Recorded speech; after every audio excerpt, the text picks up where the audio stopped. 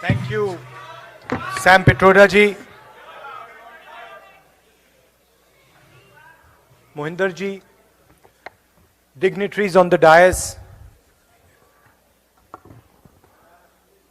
friends, IOC members, brothers and sisters, friends from the media. Thank you all for coming here today.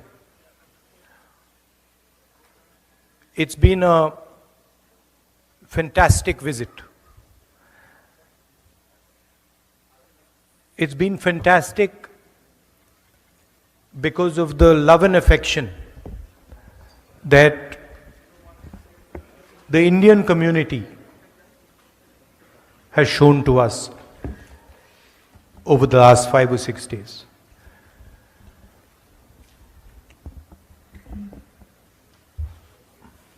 It makes me very, very proud when I come here and I see all of you representing our country. Makes me proud because of the way you have behaved, the humility that you have shown, the acceptance that has been given to you. You didn't come here, any of you, none of you came here arrogantly. आप हिंदुस्तान से अहंकार नहीं लाए. You came here with limited means and you built something fantastic, something wonderful. And all of you have different journeys, none more or less important than the other. The other thing that you did was accepted the culture of the United States,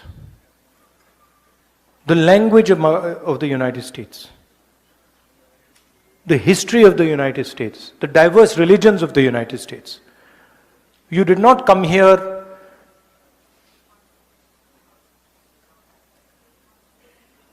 and fight or abuse the culture, the religion, the history of the United States. So for us, you and millions of you, millions like you, are ambassadors, people who represent our country and people who represent a particular view of our country. Because as you know, there is a fight going on back home. A fight between two ideologies, one that we represent and the other, of course, that the BJP and the RSS represents. I think the simplest way to describe this fight is, on one side you have Mahatma Gandhi and on the other side you have Nathuram Godse. That's the best, most precise way that I can say it. On one side, a brave man, NRI like you. In fact, probably the most impactful NRI that India has had in many, many years. Humble man, simple man, but a man who believed in the future, who believed in India, propagated non-violence and searched for the truth. That's the ideology that we follow. That's the ideology that all of you follow in this room. And then on the other side, Nathuram Godse,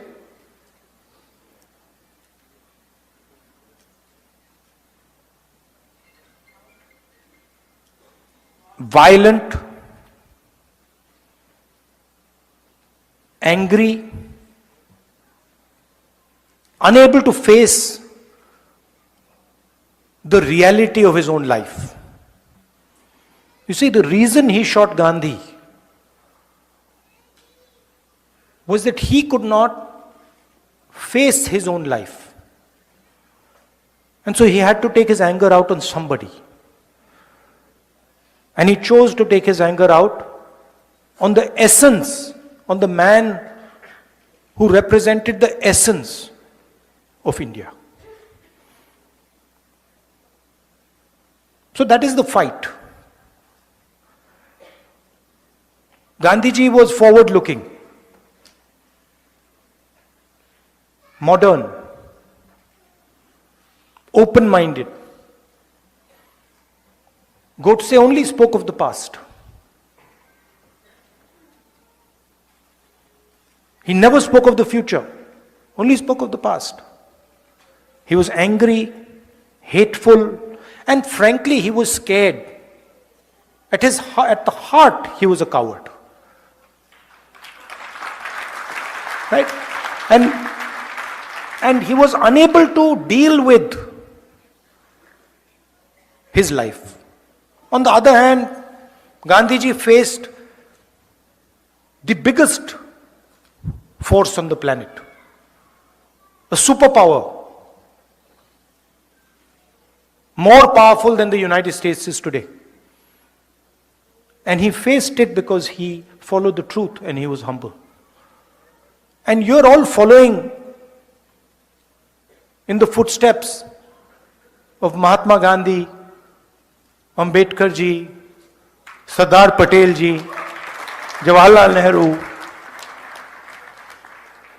This is who you learn from. And this is who you represent. And I can go back in history. If we want to talk about humility, I can go back. I don't need to stop at Mahatma Gandhi because Mahatma Gandhi also learned from some other people.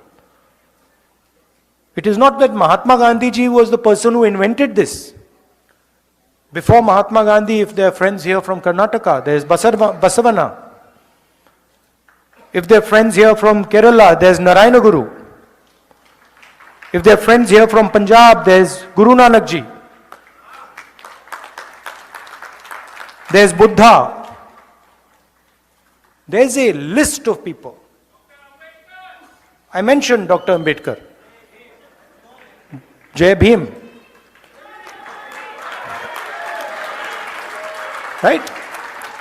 And so there's a long list. And if you look at the essence of all these people, you take any one of them, you take Ambedkar ji, you take Mahatma Gandhi, you take Guru Nanak ji, all the giants that have emerged from India, you can see that there are certain qualities that all of them have.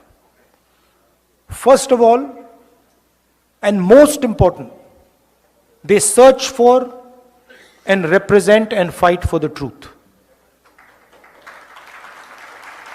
Ambedkar ji fought for the truth of what Dalits in India were facing. And the second thing is, all these people are humble. There is no arrogance to be found in these people. And that is how you have worked in the United States. That's why you're successful. Everybody says, oh, the Indian community is so successful, Indian community is so intelligent. No. The reason the Indian community is successful here is because the Indian community has respected the United States, the people of the United States, the customs of the United States, and has embraced them. You have embraced the United States. You have embraced the people of the United States. That is the heart of your success. So I commend you for that. I respect you for that, and I honor you for that. Now, back home we have a problem.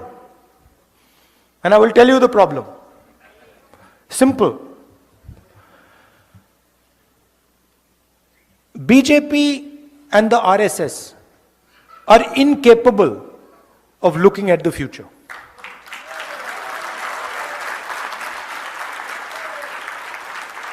They are incapable. उनसे आप कुछ भी पूछो वो पीछे की ओर देखते हैं. उनसे पूछो भैया ट्रेन एक्सीडेंट क्यों हुआ, कहेंगे भैया वो देखो कांग्रेस ने 50 साल पहले ये किया. भैया टेक्स्ट बुक्स में से आपने पीरियोडिक टेबल एवोल्यूशन क्यों निकाल दिया, भैया कांग्रेस पार्टी ने 60 साल पहले ये किया. It is immediate, their immediate response. भैया पीछे देखो. Now you think about it. All of you came here by car, using your cars. Imagine if the only thing you did was look in the rear view mirror. If 24 घंटा, when you were driving the car, you looked at the rear view mirror, could you drive your car? You'd be having one accident after the other. The passenger would be saying, भैया क्या कर रहे हो, मरवा दिया आपने. Right? That is the phenomena of Narendra Modi ji.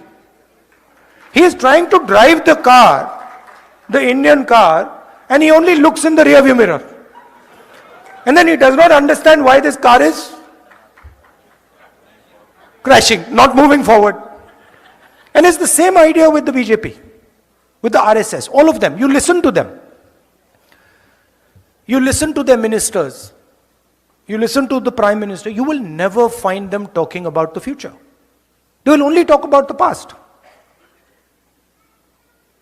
And they will always blame somebody else for the past. So, I remember a train accident when the Congress party was in power.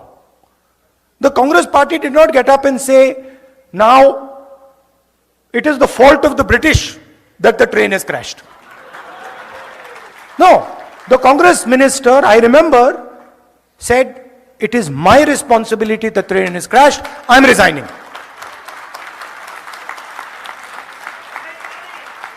Right? So this is the problem that we have back home. That we make excuses and we are not accepting the reality we are faced with. The reality we are faced with is our unemployment numbers and the fact that we need to make sure that all our youngsters are productive and get a job. And I believe, and one of the reasons I have come here is because I believe that if we want to build an India where the vast majority of our youngsters are employed, one of the things we have to think about is the bridge between India and the United States. What does it look like? What does our partnership focus on? And how do we compete with the challenge the Chinese have placed on the table? What is our view on the revolution in mobility? What is our view on the revolution on data and connectivity? And what is our view on the transformation that is taking place in the energy system of the world? These are the things that we should be discussing. And this is what... Namaskar. Have a nice day.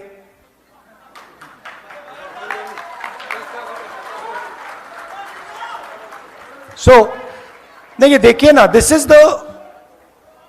is, you have to understand, this is Congress party's power. This is Congress party's power. We are ready to, we are not being violent, we are not being aggressive, right? We are not being nasty.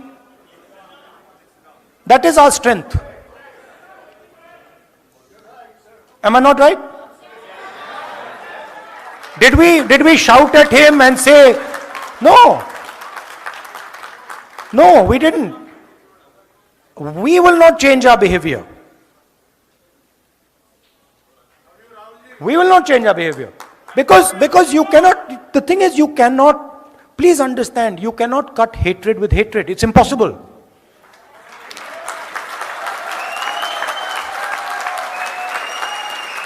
Right? It is impossible to do. I'm not interested in trying to cut hatred with hatred. मैंने बोला था, नफरत के बाजार में मोहब्बत की दुकान. आपका काम नफरत फैलाने का है, हमारा काम मोहब्बत फैलाने का है. हम आपके लिए आपका काम थोड़ी करेंगे, हम तो अपना काम करेंगे.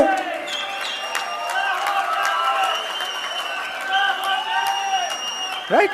So that is what we have to work on. There is a challenge in India. There is an attack on the democratic structure of our country. Full scale attack on our institutions, on our judiciary, on our media, and it is your responsibility and our responsibility to defend the idea of India.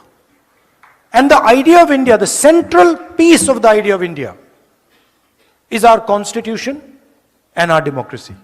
Modern India cannot exist without our constitution and without our democracy. Right? So, what excites me in this type of a meeting, that I come here and I see people, thousands and thousands of people, who believe in the idea of India, who believe in the democratic principles of our country, who believe in the constitution, who believe that we should be affectionate to each other, that we should love each other.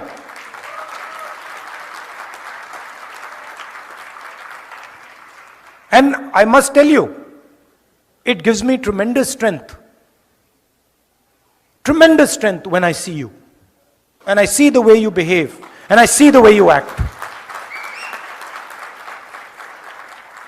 Because in each of your hearts, there is India.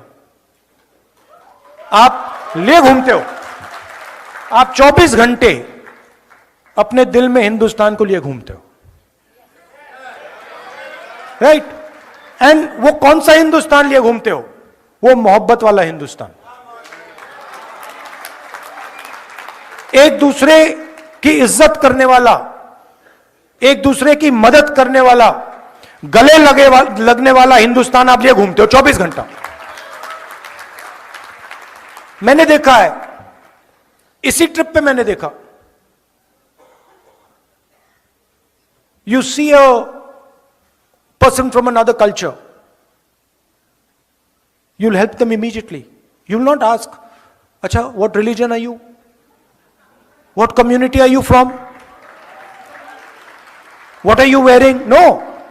You'll say, if you need my help, I don't care which religion you're from. I'm Indian and I'm going to help you.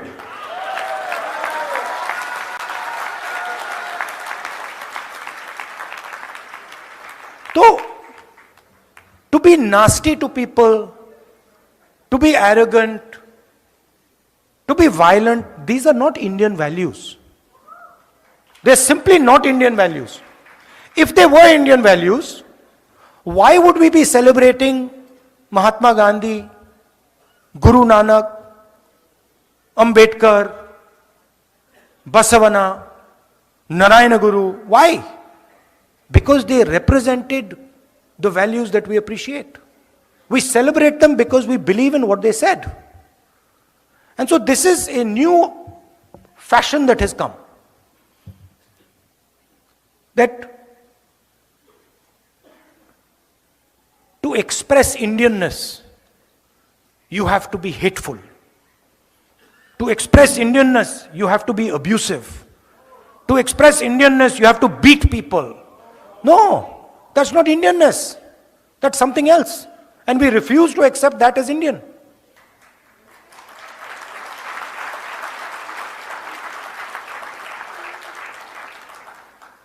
Right? So that's the message I want to leave you with.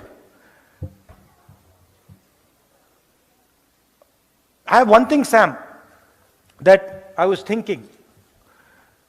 Now, I've come to New York, we were in California, but there's a lot of diaspora people living in different parts of the United States. And I think the next time I come, you must take me to some other cities. You know, maybe Chicago, Dallas, Atlanta, right? Yeah, because my intention is to build a relationship with you. My intention is to have a relationship with you, a affectionate, loving relationship with you, where you can say to me that, Rahul, this is what we think. Rahul, this is how you should think about the relationship with the United States. This is what is important. This is what we need to focus on. I'm not interested so much in telling you what I believe. I don't want to do Man Ki Baat over here.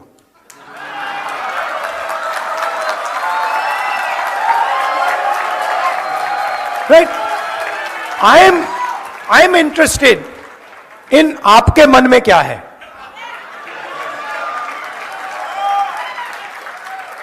I am interested not in looking at the rear view mirror, but looking in front and saying, brothers and sisters, how do we move forward effectively? And how as a country do we spread affection, love and affection? How are we kind to people? That's what I am interested in. And that's the knowledge that you have. There's huge talent in all of you. Today, just in the last meeting, a young girl came up to me and she said, Rahul ji, there's so much I want to do for my country. I'm a Stanford graduate. But you know, I don't like the atmosphere back home. I don't like the anger, the hatred that has been spread back home. I'm concerned about going back as a young girl. That's not the India we want. The India we want is where this young lady says, I want to go back home because there's love, affection, peace, harmony in my country. And the talent, look, the central architect of modern India was an NRI. Mahatma Gandhi was an NRI. The freedom movement of India, we might not like to say this, the freedom movement of India began in South Africa. Right? And you can see all our leaders in the freedom movement. My great-grandfather, Nehru ji, NRI. Ambedkar ji, NRI. Sardar Patel, NRI. Subhash Chandra Bose, NRI. All of them NRIs. Right? And people who had an open mind to the outside world, who came to England in those days, came to America and said, these are interesting ideas we need to take back home. Right? So that's what I expect from you. You are I would say, the next generation, future generation Mahatma Gandhis. Future generation Ambedkars. Future generation Sardar Patels. And your role is to take your talent, immense talent. Maybe sometimes my criticism of you might be that you even underestimate what talent you have. Maybe that I can say. That you don't even understand the level of talent that you have and the capability that you have. And that is what you have to bring to play. You can do it in America. You can do it back home. You can do it building a bridge between America and India.